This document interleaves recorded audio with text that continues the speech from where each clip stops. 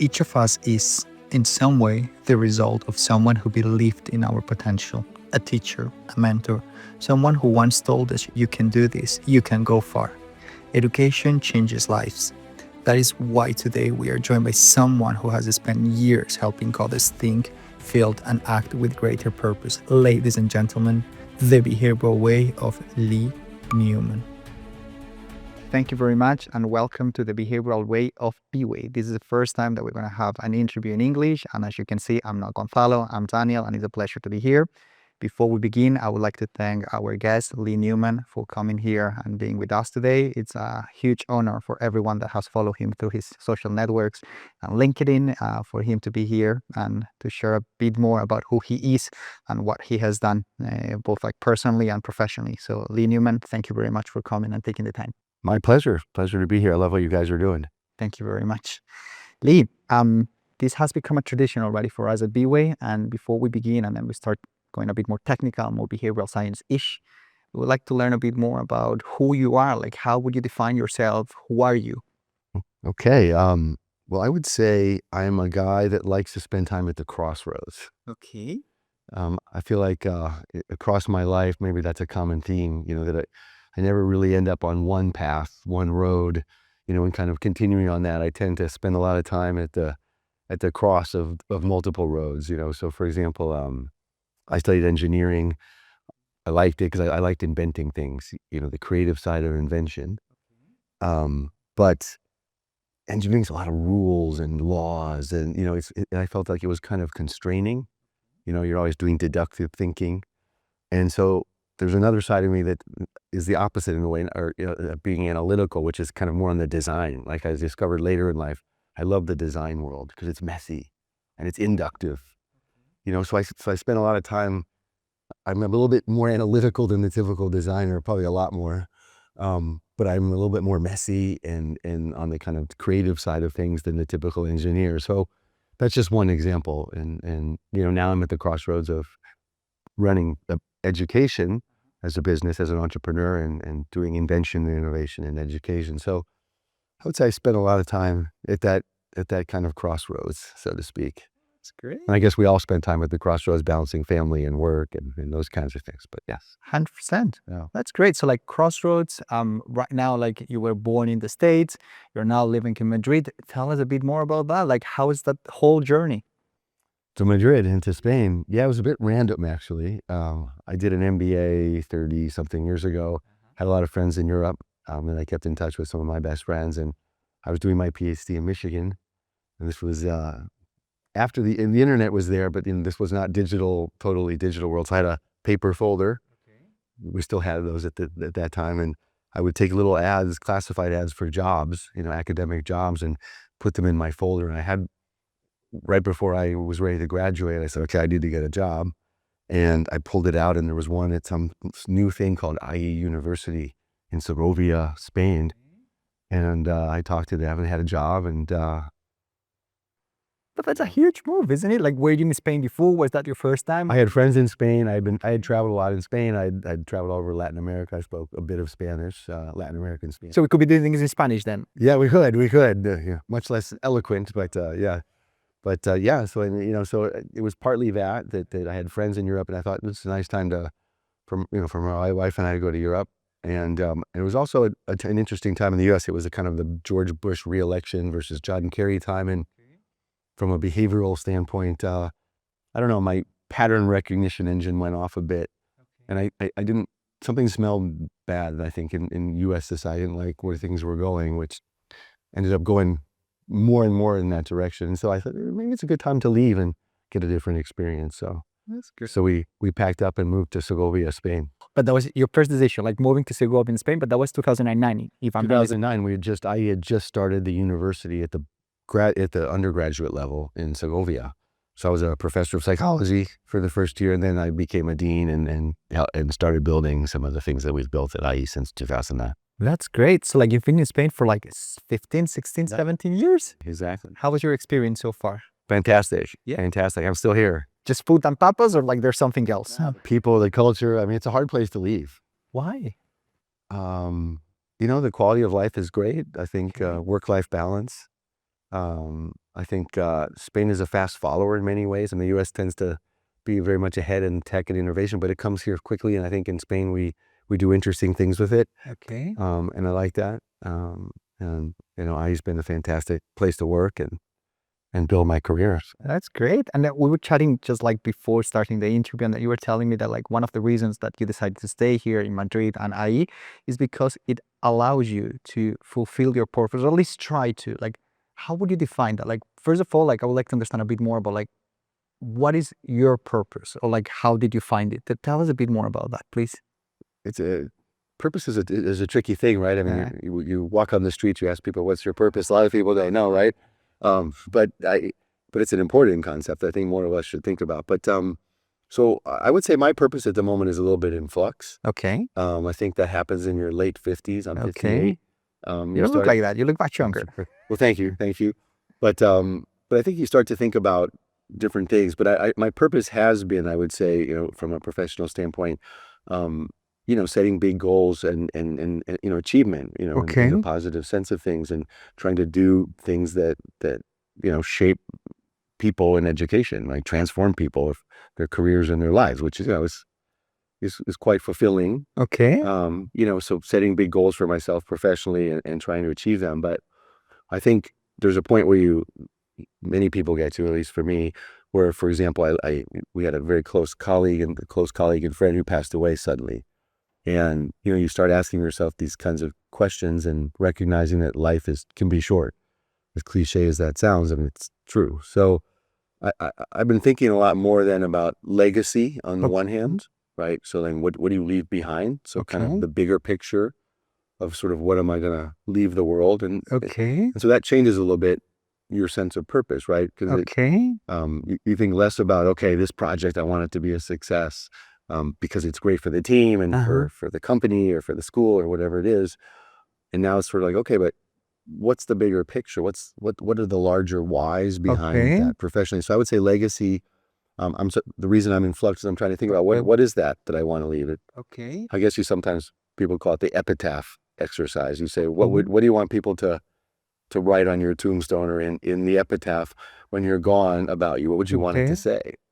And it's not going to be, Alex achieved this particular project and did a great job. He achieved the KPI on 2025. He hit his KPI, he hit his bottom line. He had this influence on his clients. What do you want written there? And it's definitely not those things. It's more macro. It's bigger. So I'm thinking a lot about that. I think everybody should be thinking about that, even at earlier stages of life. And then I think at the more micro level, family, I mean, I have a young daughter, and like sort of what can I do to shape her future? Is becoming increasingly important. Like how can I be part of my family in a way and contribute to the family, and balance that with work. So I think so I can't answer the question 100% because my purpose is in flux. Okay. But it's focused on legacy and family, I think. Okay. Now. Okay. So it's focused on legacy and family. Which type of projects like do you engage with? Like which type of things, like you wake up in the morning, you're like, yes, I really want to do this because like it helps me to achieve my purpose, or at least it helps me to understand a bit further about what is it that I want to do for the rest of my life. So I think, we think about education as transformation. Okay. And education is being disrupted like every industry now by AI. Okay. And so I think what gets me up in the morning now, one of the things is how do we really think about like designing experience, behavioral design, really? Education is behavior design. Okay. How can we make the journey of education, an undergraduate degree or a master's degree or an executive education program, how can we make it so good that it becomes really deeply transformational, right? And I think that's something interesting because you have the opportunity in education to fundamentally change a person. I mean, they come in, as having some gaps in their soft skills that really need filling because they're, these are getting in the way of their life or their career. They have big aspirations that they want to hit, and you have them for 4 years or a year in a degree. And I mean, many, many things can happen there. So I focus a lot on, let's say, the creative design aspect of how can we in our team really design an educational experience that transforms people. And I think that's exciting. We have this, our purpose as a business school, our mission, you could say, is what we call the next best you. Okay. Very behavioral. and very, very student But focused. it reflects who you are as well, right? Yeah. And so it's, the idea is like who in higher education is not after the next best version of themselves in one way or another, whether it's their career or just their life skills. They're looking for the next big thing for themselves. Okay. Right. And so that's our way of thinking about it. And so we spend a lot of time thinking about that. And that's what I think excites me a lot. That's good. Yeah. Let's take a small detour here for a second, because like we're talking about who you are, we're talking about purpose. But unfortunately, at least for us behavioral scientists, there's no way that we can justify something without like focusing on behavior, right? Yeah. So let's take a small detour here. Like for anyone that's watching and has not had any contact with behavioral sciences or applied behavioral sciences, as you said at the beginning, you have a background in engineering, then somehow you fell in love with psychology, you got your PhD, you moved to Spain. How would you define behavioral sciences? Like, why is it important and how would you define it? So I would define it as, it's the study, quantitative or qualitatively, it's the scientific study of, to try to how do you study experimentally or other methods? How do you study humans? How do you draw conclusions to understand human behavior?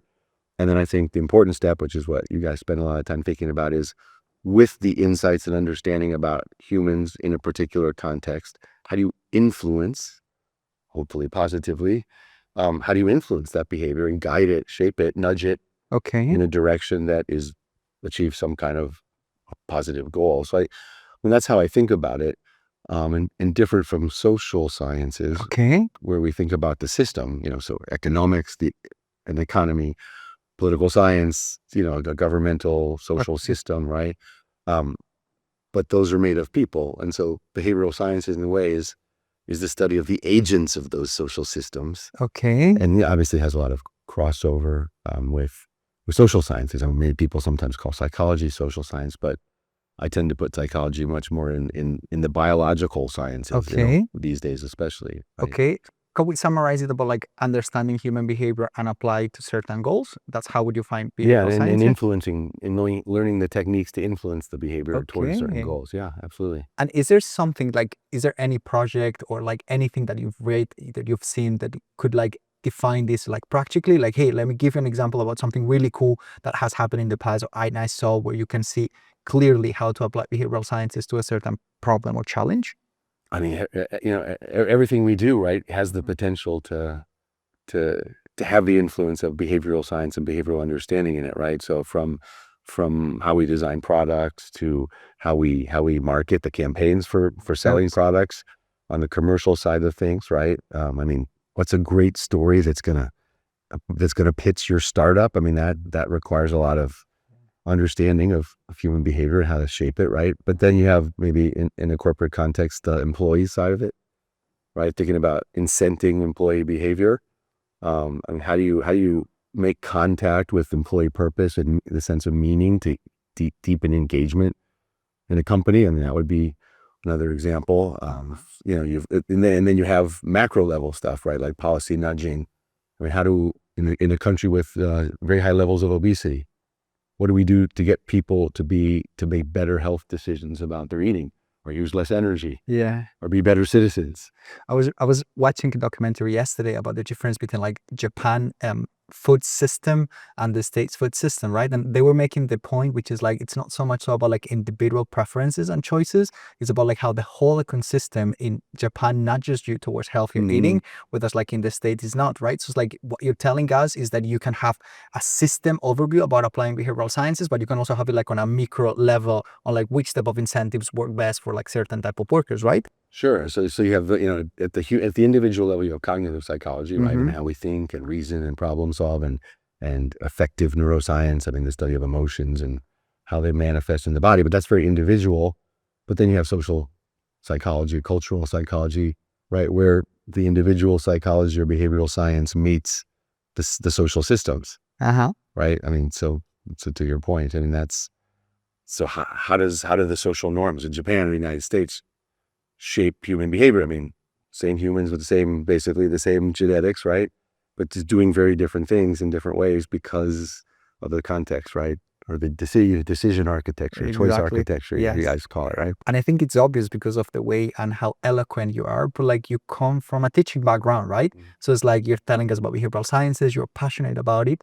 Why don't you share a bit more about like who you are professionally speaking as a lecturer? Because like you're still teaching, you teach different type of subjects within the university. Like you don't teach the same thing as you were teaching in 2009. Tell us a bit more about that. Like how have you evolved professionally as a lecturer over the last few years? Well, there was the first big golpe, the first big, sort of shock, which was I had a business background, but then I spent 8 years doing my PhD in AI and in behavioral science. And so my first class was an MBA class in decision making, behavioral decision making. Okay. Something you guys know very well. And, my materials were like scientific articles and, I had just come from a PhD. And that was what I was planning. And in the first group that I taught of MBAs, it went fine, but they said, look, less scientific papers, more application. So it was kind of course, but I had, I was coming from a different world at the time. So I had to put my management consultant, former entrepreneur hat back, the business hat back on, and really shift my behavioral decision-making course from theoretical, and conceptual to much more applied. Like, how do we as managers use, different, decision biases, for example? How do we think about those things? How do we account for them to make better decisions in teams? And that's really interesting, right? Because like one of the main challenges that we have and I personally have is like, how do I translate something that is scientifically sound to something like a manager can use on their day-to-day, right? Like it's a change of narrative and storytelling, and that's not easy at all. Like, how did you do it? It's tough. I mean, that's really the line between the okay teacher and the great teacher. Right? And Lee Newman. Well, I don't know. We have to ask my students, but I mean, the great teachers, they're able to leap that. Okay. And I think there's not one formula for success there, right? I mean, there's different styles, but I think the common thread in the super successful teachers of let's say in behavioral science is that they're able to land it and make it real. Okay. Which is abstracting away, why, because business students, they don't really need to know how the experiment was designed that led to an insight about human behavior, or, that discovered a certain behavioral fallacy or decision bias. What they need to understand is what it is and how you use it. And so the best way that I've found to engage them is through, I give them a simulator, a survey basically, where I ask them lots of questions that are pulled from scientific literature. And like loss aversion type things, or the standard kinds of things, but done in a question where 90% of the people are going to answer it in the biased way. And so debunking myths type of thing. Yeah, so you have to put their decision errors in their face, right? Because these are MBA students, and so they think they're great. So if I walk into class and say, "Look, humans are biased. Here's the scientific proof," they'll say, "Yes, sure, I agree with you, but not me." Really, I get it, but I don't do that. I made it into I I know my things. Other people do that, but I mean, I'm an MBA student. I don't do that. So you take the simulator results. I do it before the class at the beginning, before the first class. I get all the results for the whole semester, and then every class, I have different results. And I say, okay, let's look at how we answered this question. And 98% of you got it wrong. Why? And you got it wrong predictably. Like, I know that you were going to answer C instead of A. And so why? And then they're really upset because 98% of us got this wrong. And it hits their ego, right? So like, it's not always wrong, but it's the biased answer that's predictable. And many times it is the wrong answer. And so there you have them now. You've locked them in. Like, they've done something where it's like, wow, why are we so predictable? And then by the middle of it, I tell them at the beginning, in this course, I'm going to depress you, because after the first 3 or 4 sessions together, you're going to realize, wow, humans are really predictable in many ways. I mean, in other ways, no, but in many ways, we're very predictable, and that we all have the propensity to fall prey to these biases. And then at that point, they say, how do we fix it? And then I start building. When you say, here's how we think about what we can do in the workplace. And then you have the techniques, so we could talk about examples, but, then you hand them these techniques for how to address these, or how to avoid these biases. And, so that's a very different class than a behavioral science class in decision making, right? Yeah, no. Like it had to change. Like there's no way out. But like before you said something, and I'm really interested, right? Because like that's something that I personally struggle with a lot, which is when it comes to business people, I agree with you. Like we need to tell them like, hey, this is what science shows and this is how you apply it, right? The problem is like then 3, 4, 5 years down the line, then they make extractions, which is like, oh, I just read a new book or I just read a new article. And then they don't have a Lee Newman to lean on to double check. Hey, Lee, is this like a good paper? Like, shall I trust what it says? And that's why sometimes like I lean a lot on like methodology. I'm not saying that they have to be experts, but they need to be able to read a paper and be like, it's not an experiment. It's just like a self-reported survey. Maybe I should doubt the type of results. How do you deal with that? Because like you're building leaders that in 10, 15 years, they're going to be the CEOs of like the biggest companies in the world, right? So like you need to have that. How do you build in this type of like critical thinking into the day-to-day? Well, I mean, the easy answer, I think, is that, I mean, companies increasingly have behavioral units, right? And you guys spend a lot of time working with them, right? So, I mean, I think it's a big ask to say that, an executive or senior manager is going to, listen, you need to do your homework and make sure this has been replicated. I mean, you can say that, but they're never going to remember it. I mean, even getting them to think behaviorally in either things they're doing internally or the way they do work with their products is a challenge. And that's why they need consultants, right? Behavioral consultants or their own internal teams. But I think having an internal team or an external advisory is obviously helpful because you go to them and you get expert advice. I mean, in the same way that few companies have, a full-on creative department to do all the visual identity for their brands these days. I mean, they go to somebody outside, right? So same idea. So I think increasingly it's nice to see companies that have these kinds of units. But I think critical thinking is that's training something very important. That's a skill, let's say, that every business professional needs to have. That's good. And before, like you were telling me, and at least for me, it's something really interesting that like part of the way that you teach behavioral sciences is, I would define it as experiential learning, right? It's kind of like you need to experience the pain of not knowing something. But that's not a skill that like at least generally you have in academia, right? It's much more what you said at the beginning, like, hey, these are the papers, this is what they say, just like learn about it. And like that's pretty much everything that you need to know. How did you come about it? Like, did someone teach you like, hey, Lee, this is how you should teach like in executive level? Like, how did you do it? Because it's really interesting. And it's a skill that not only you need at university, but like you need in like a pitch presentation or where you go like to try and sell. I'm talking about behavioral science, but anything else. If you learn how to build those experiences, that's a massive game changer, isn't it? Like, how did you come about? It's a great question. I think part of it is you need examples. Okay. So I sat in on an MBA class with a great teacher when I first started after I taught that first class. And he was an amazing teacher. And I said, oh, wow. I mean, there's a lot of ideas here. So, I mean, some of this, there's a kind of an apprentice model, right? Which is learning from others who know how to do this kind of experiential design. And then, I think we're all recognized that today, I mean, experience design is a super hot topic, right? I mean, all the big companies are talking about the idea that you can't get attention in social media anymore. It's impossible. Like getting digital attention is super, super difficult.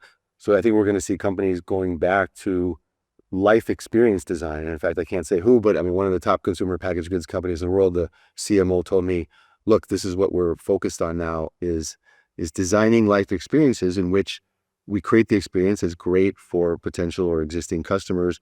And of course, our products are there, but it's, it's not a sale per se. It's an experience that we're delivering for people. So I think, the whole world of service design, experience design, CX, UX, all these things, I mean, these are learnable skills, right? And so those apply to teaching, to answer your question, because I think we need to borrow from experience design.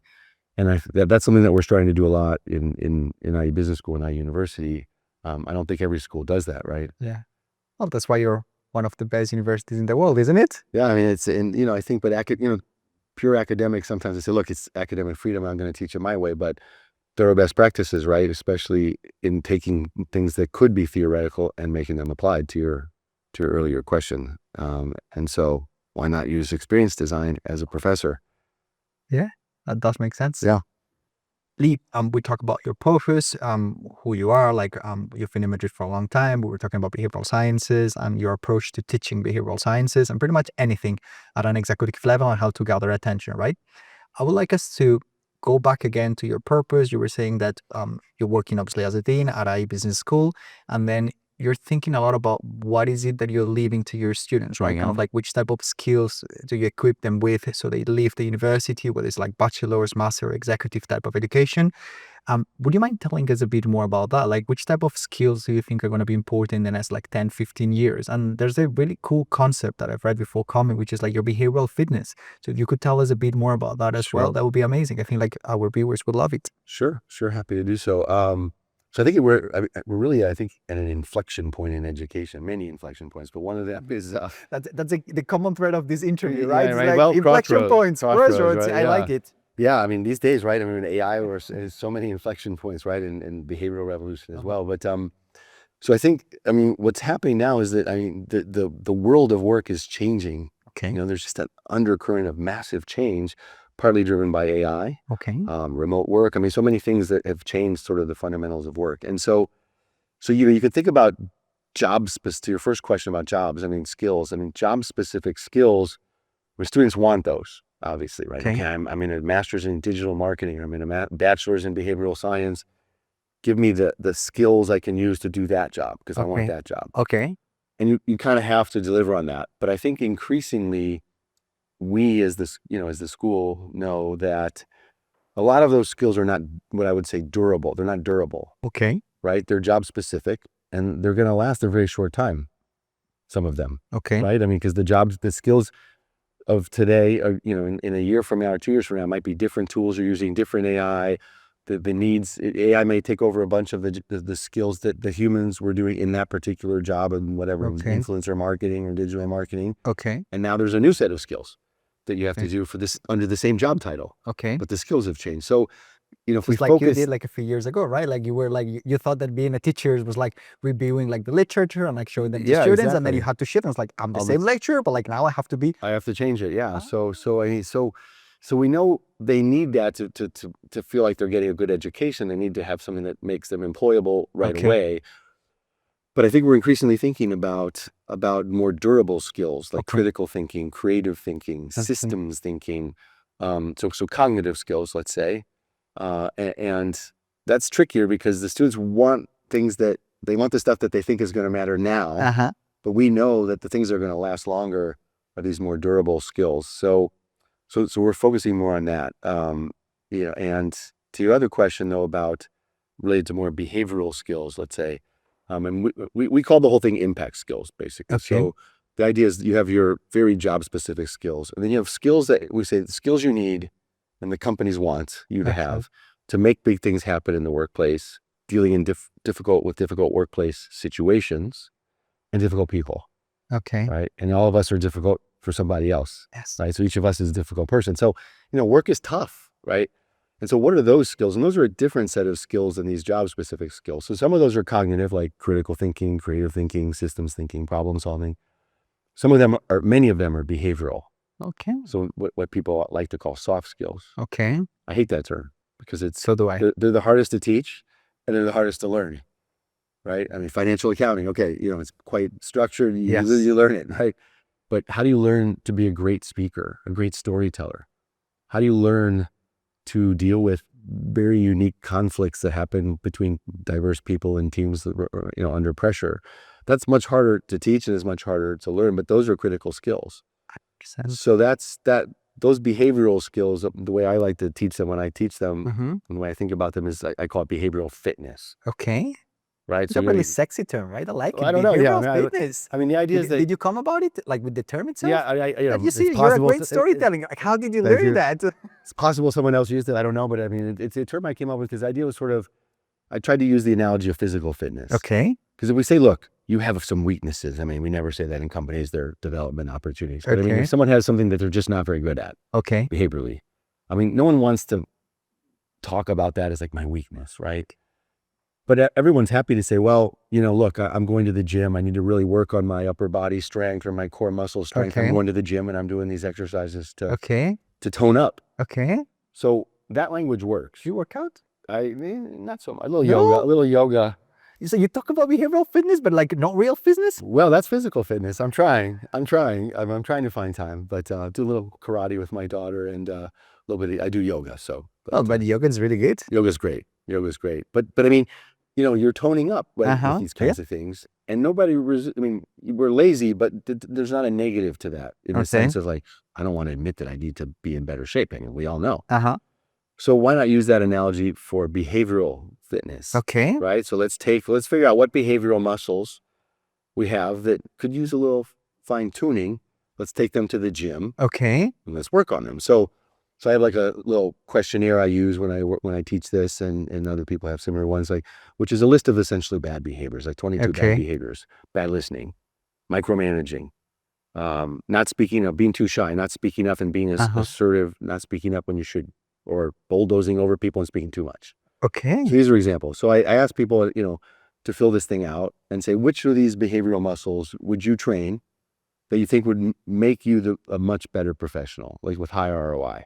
And you can choose as many as you want, and there's 22. But I just love like the wording of that question, right? Because like you don't ask them like in which like of these like behavioral traits are you bad or good at. Where are you like, weak, or exactly, what have you don't people ask been them. telling you you're bad at? Exactly, because like people, like it's hard for anyone like to recognize that there's something that they are not great at, right? And especially you told me before, they're MBA students. So like the way you frame that question, it's really clever. It's like, hey, what would you do in the future to make better, like have a better ROI? Yeah, so it's it's flipping the frame to something a little more positive, right? right? Framing, right? It's like It's there's a lot of behavioral sciences. Behavioral science, framing, Daniel Kahneman, Tversky, right? But so it's a positive frame. So it's like, look, which would you fine tune? And I say to them, look, I always say to them, here's an example in the instructions in the survey. I'm a bad listener. I know it. People tell me all the time. I interrupt. I multitask. I'm not the best listener. So what are so I need to take that to the gym and work on it. So if that's one of mine, and so in the survey it says, what are yours? What muscles would you choose? And so out of the 22, on average, people choose 7 or 8, which is a lot. Okay. And then I say, if you could work on 1 or 2, which one would you work on? And the big ones are bad listening, regulating your emotions. Micromanaging is another big one. Now managing distractions and procrastination with AI and with our mobile phones is another one. So and then we use behavioral science like habit hacking. We call it habits, power of habit, atomic habit type stuff, the science of habits and behavior change. Then they work on how to sort of rewire the habit loop around one behavior. So how do you become a better listener? How do you micromanage less? And so that's kind of what behavioral fitness is about, is kind of choosing the muscle, choosing one, and working on that one using some techniques that are based on behavioral science. Okay, absolutely. So if we want to go to the behavioral gym, we need to come to you and talk to you.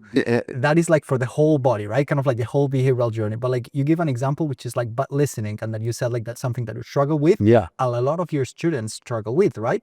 So what would you kind of like, if I tell you like I need to work on my core, you would tell me just like 2 planks, right? Kind of like which type of things would you recommend like to get better at listening? Because that's a really important skill at the workplace, and it's not something easy to either teach or do, especially when there's a lot of things and you're multitasking and then you're stressed and then there's a family back home. So there's a lot of things going on. What would you say?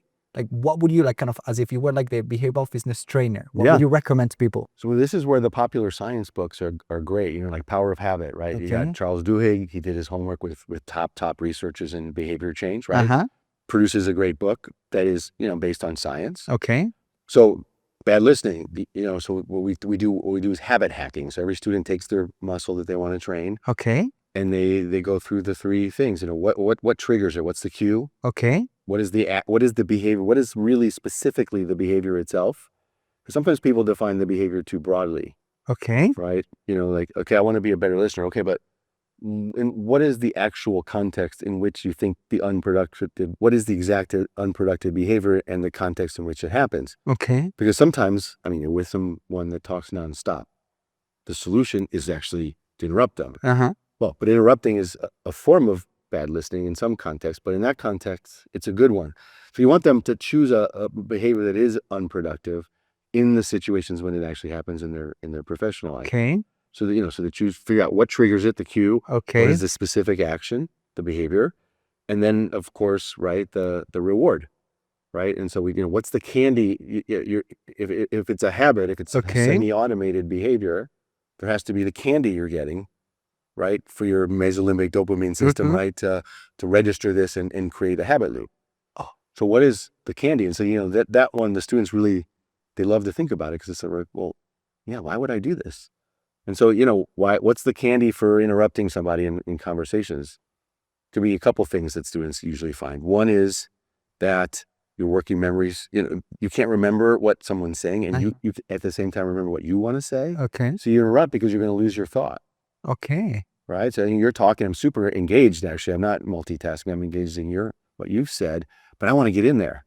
Oh. And it's like, and you're on point C, and I want to say something about your point A and add something, but I'm forgetting what your point was and what I wanted to say because you're on point C. So I interrupt you, like, wait, no, okay, fine. So, right. So they have to kind of figure out what the reward there is, that I get to be more active in the conversation. My attention changes from listening to expressing, right? So there's always a candy. There has to be the reward. That's great. And so the technique is based on science, right? Yeah. Habit loops. On that line, and something that surprised me, like my background, I'm a psychologist, right? And then I started working as a consultant. And then right at the beginning, people will be very surprised because I would paraphrase people at the end of everything that they would say, right? It's kind of like, hey, sharing idea 1, idea 2, idea 3. And then like some people would do what you just said. Like, there's something interesting on idea 2 that I want to add, right? And then like I would paraphrase, and then I realized that that's a skill that not a lot of people have, right? It's just like, hey, just like try me to summarize what you just said, give it back to you, and then you tell me. And then like it feels incredibly well to the person that is speaking, because then they realize you're actually listening to what they have to say, and then you can engage in a better conversation. Those are the type of things that you teach then. Yeah, I mean, that's a great example of a technique then to, once you've understood the three components of this habit loop of bad listening and interrupting, let's say, is a specific thing. That's a great technique, right? Which is paraphrasing. So how do you interrupt politely? Okay. And so you say, instead of just interrupting and start talking, you say, I want to make sure I've understood what you said. Okay. Who doesn't want to be understood? Right. And then so they're like, oh, sure. They stop. And then you paraphrase.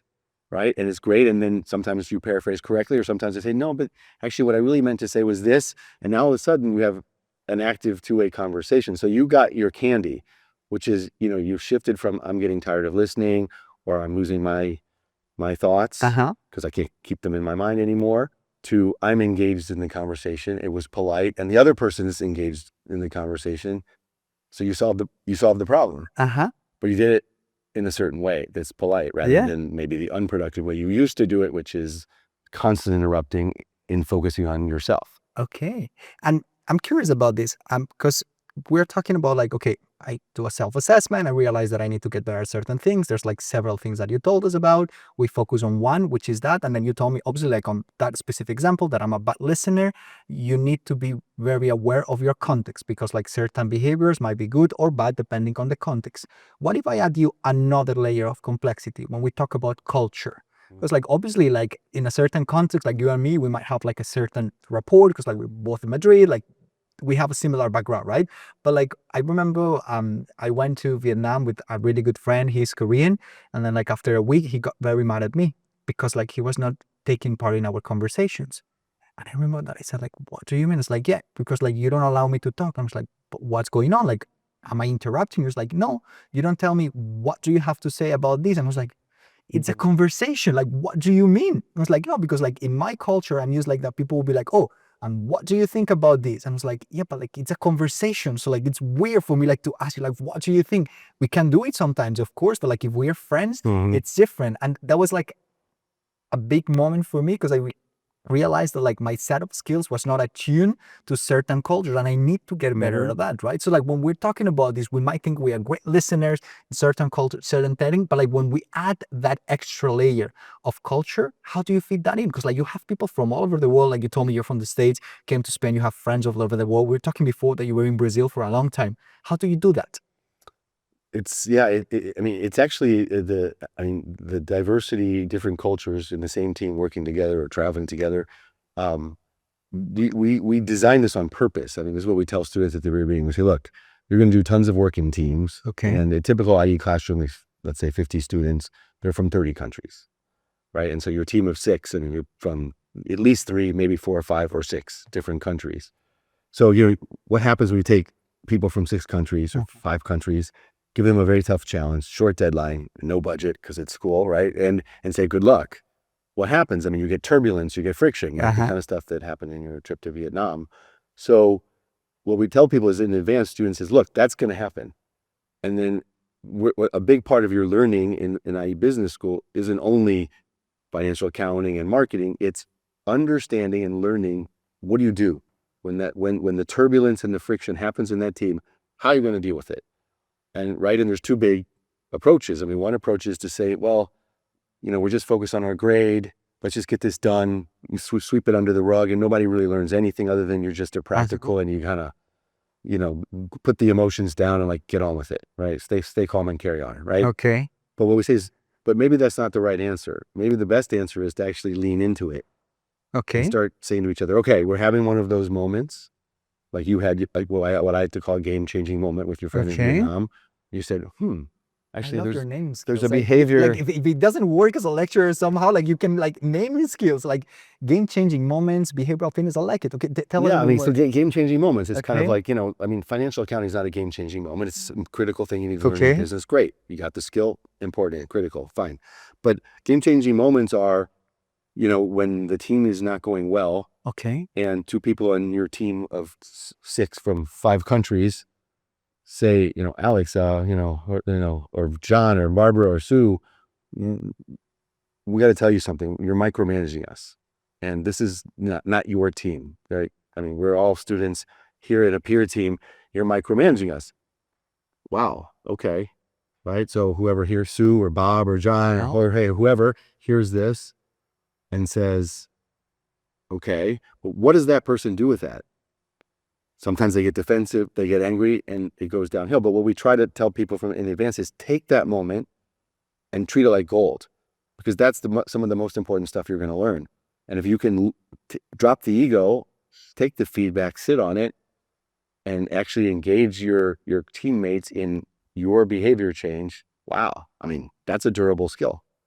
Right? That kind of skill stays with you for life. So that's a game-changing moment, right? If that person comes out of there and says, yeah, that is going to be a career derailler, isn't it? If I'm the micromanager, no one's going to want to work on my teams. And then 360s, it goes up, and eventually my manager is going to know I'm one of those, right? And it's going to end up on my list of fix this or time to move on, right? So, I mean, those are really important skills. And so with these soft skills that aren't so soft, it's gotta be experiential. And to your original question, I mean, putting people in different cultures together is an absolute fantastic, sandbox. That's great. For learning new behaviors, right? Okay. And then kind of like, and to tie all of these up, at the beginning we talk about who you are, then we talk about your purpose, then we talk about your career as a professor at IE Business School, then we are talking about like your focus on behavioral sciences and how to apply it. We talk about behavioral fitness. And then now right at the end, at least from what I gathered, is that you have 2 paths that you're currently following, right? So like you told me that you're still defining your purpose, like you're still trying to figure it out, but it's really cool because like you tell me that like it's not only that you can generate those moments with your classes in which like people realize certain things that they didn't before, but you're in charge of generating the environment on which that happens, and then you're changing a lot of lives. That's really, really cool, and it's really impactful if you ask me. Yeah. I mean, for me, it's meaningful, right? I mean, for every person, this meaning comes from a different place, but yeah. But yeah, like even if like from 100 students, like 30 of those actually get those like aha moments, and then they change who they are. And then like for small micro decisions on a daily basis, then they do add up, and then they end up on a complete different career path, or like they end up doing something completely different. And then you had a lot to do with it. That must feel great when you go back home, doesn't it? Yeah, I mean, when we talk to alumni, right, they come back for alumni weekend, and professors are there, and the staff that work, that helped them and curated them through their journey at IE. I mean, you re-engage, and you hear lots of stories from students about, wow, I mean, this thing I learned at IE, or this moment I had, or the interactions I had with certain professors or staff, and they tell you how it shaped their lives. So yeah, it's a nice thing. That's great. Yeah. Well, and from my end, there's 2 last questions that I would like to ask you. And one apology, because you're Apology? you're not Lee Newman, you're Dr. Lee Newman. No, And I no, forgot no. about No, that. no, Like, I've been no. referring to you as Lee Newman. Let's keep that with the medical doctors. Yeah. Okay. The first question is, I think a lot of the people are going to be watching this are going to be very interested on like certain things that you've said, and then they might want to have a book or like a reference, like something that they would like to take a look after, like, hey, I really like that. Is there any book that you would like to recommend us, or even like if you have a podcast, anything that could give like our listeners something else like to keep? Yeah, I think when there's so many good books, right, in behavioral science, especially these kind of ones where you take a journalist that works with scientists, or a book written by a journalist and a scientist that are fantastic. And I think there's one that comes to mind now that I think is overlooked. Okay. So this is going back to, I think the book came out around 2011, if I'm Okay. not mistaken. And the name of the book is called Willpower. Okay. And it's by Baumeister and Tierney. So Baumeister is one of the leading scientists who understands basically like self-regulation and this concept of willpower. Okay. So he's a scientist. And then you have Tierney, who's a prize-winning New York Times journalist. So in terms of the writing of the book, it's fantastic because you got great science. Okay. But you've got, an amazing, way that it's conveyed, because you have an amazing journalist writing it as well. But the reason I think it's a bit overlooked is it came out at the time we had at least two big branches of these kinds of books on behavioral science. One was the decision-making books. Okay. Right? So, Kahneman, Tversky. Thinking Fast Okay. and Slow, Ariely's, great Okay. books. A lot of those kinds of books. And then you had the habit books. So, you had Duhigg's Power of Habits, then you had later Atomic Habits, and all the behavior change books. Okay. And this one got lost, I think, in between there, because it isn't totally about decision making, nor is it about habits per se. Okay. So it's about this idea that we spend a lot of time all day, every day, like basically catching behaviors and trying to shift them or change them, like regulating, controlling our behaviors. Right? It's tiring. So like people say sometimes, at work we wear masks, different masks. So when we're with the boss, we react one way. We're with a group of people we can't stand and they're driving us nuts in the meeting, but you have to regulate your behavior and be polite and try to engage productively. That's a huge amount of effort. So this book is about, in a sense, the muscle, or, they call it a muscle. I like to think of it as a gas tank of this energy that we need. We need to spend to control our behaviors. Okay. Right. So there's like the famous, I don't know, when you studied psychology, did you do the Stroop task where you have to say the colors? Yeah, so you have letters, but it's in blue. Yeah, Yes. so you have letters written in different colors, and I was awful at that. Were you any the good? A is what? Well, I was awful at that. Like I was very, very, very bad. Yeah, but everybody's bad. So you have the word green, but it's in yellow. So you can't say green, you got to say yellow. So, but it shows us that catching an automatic behavior as it happens and shifting to do a different one is really tough, right? Because you want to read the word, but you have to say the color of the word. Okay. So you want to say green because the word green is written, but it's written in yellow. So you have to say yellow. So willpower is essentially about the science of that energy source, so to speak, that allows us to do that. And originally the idea was that it's finite, and then we deplete it. Okay. So it's called ego depletion. I don't know how ego, but the idea was like, and so when your blood sugar is running low, the gas tank runs low, and self-control is limited. Sleep has a big impact on it. More recent work shows that maybe it's not that it's limited, but it's our mindsets and it's the context and other things. But the point is that it tires us out. Controlling our behaviors. Okay. So it's a fantastic book to finally answer your question. I mean, I recommend that book because you learn about the science of this thing called willpower that a lot of people never thought about. Okay.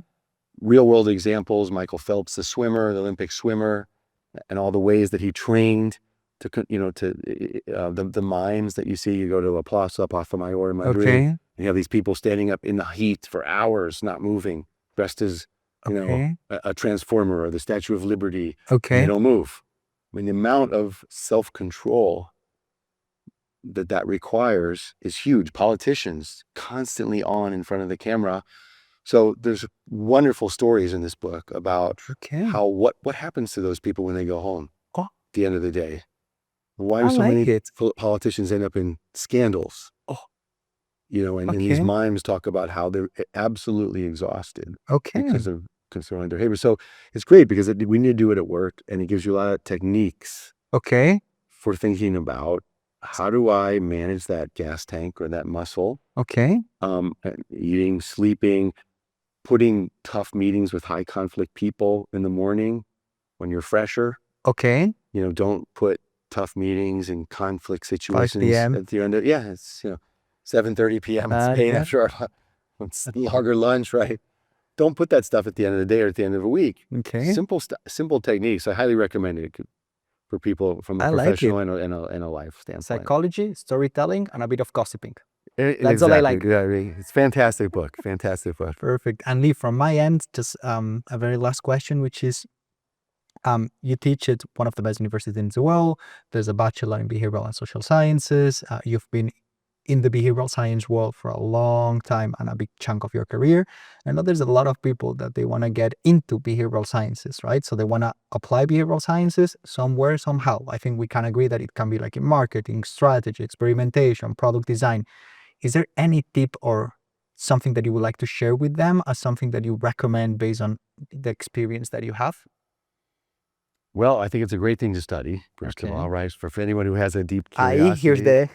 the Yeah, wherever you study, but anyone who has a deep curiosity, if you find yourself wanting to know, like, why is it people do what they do? Okay. How do people work?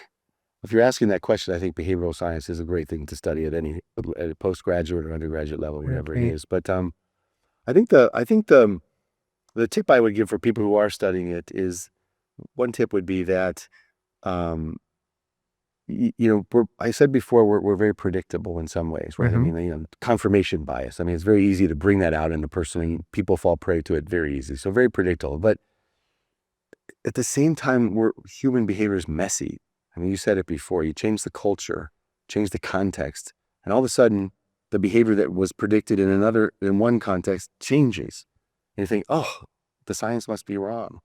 But so we got to understand, like, what the science tells us about human behavior, but I think there's a ceiling on it, in the sense that, psychology in particular is done in experimental labs, mostly in universities with undergraduate students around the world. Weird, right? Like, right? Western, educated, industrialized, rich, and democratic. What we know about human behavior. Yeah, and so this is where, like, the anthropologists and the ethnographers, they have a little bit of friction with, like, I used to have arguments with anthropologists when I was in Michigan studying psychology. And they say, yeah, but we know you love science, and yes, we believe in hypothesis testing and the scientific method, but people, it doesn't explain everything. Yes. But your ideas are so qualitative, and you're out there in some culture watching a group of indigenous people and their behaviors. Come on, measure it. But you know what? The both. It's answer C, all of the above. And so my advice for students is, like, study the science, know how to experiment, design good experiments, know how to operationalize your hypotheses, et cetera, and draw conclusions, but don't overdraw those conclusions, right? Keep an open mind that what we know about behavior in one context or one situation or one culture may not apply and generalize. So there's this big issue with generalization. And so get together. The solution, I think, is behavioral science and not only psychology. Right. And so this is what we do in our bachelor's. I'm sure you guys draw from different sciences, but let's bring together psychology, different types of psychology, cognitive, social, anthropology, ethnography. Let's bring in some sociology, economics. Let's bring all that together and see what the joint predictions and understandings are about what people do in different situations. And I think, like with economists, right, you have to merge their forecast, right, to get a better forecast. Yeah. Same thing maybe with behavioral science. We need to look at the different types of behavioral sciences and behavioral, fields. That's great. And bring the insights together. So don't overgeneralize, and think about behavior science broadly. Perfect. Well, Lee Newman, or Dr. Lee Newman, both of them work. Thank you very much for taking the time, for coming to share a bit more about who you are, your story. I think there's a lot of really, really, really meaningful insights that you shared with us today. And yeah, it has been a pleasure. My pleasure. Thank you very much for having me.